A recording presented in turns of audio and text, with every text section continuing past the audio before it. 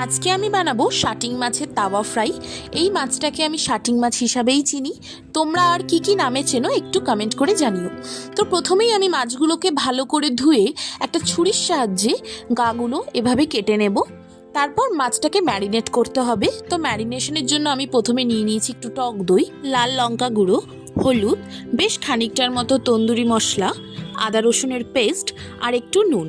ম্যারিনেশনের জন্য যা যা নেওয়ার আমার নেওয়া হয়ে গেছে। এরপর টক দইয়ের সঙ্গে মশলাগুলো ভালো করে একটা চামচের সাহায্যে মিশিয়ে আগে থেকে ধুয়ে রাখা মাছগুলোর গায়ে এপিট ওপিট করে ভালো করে মশলাগুলো লাগিয়ে দেব। এভাবেই আমি প্রত্যেক কটা মাছগুলো ম্যারিনেট করে নিয়েছি।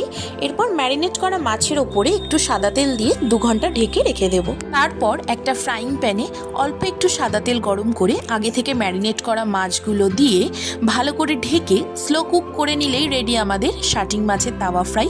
এই মাছটা এইভাবে খেতে ভীষণ ভালো লাগে। এর ওপর থেকে একটু নুন আর চাট মশলা ছড়িয়ে নিলেই রেডি আমাদের গরম গরম শাটিং মাছের তাওয়া ফ্রাই।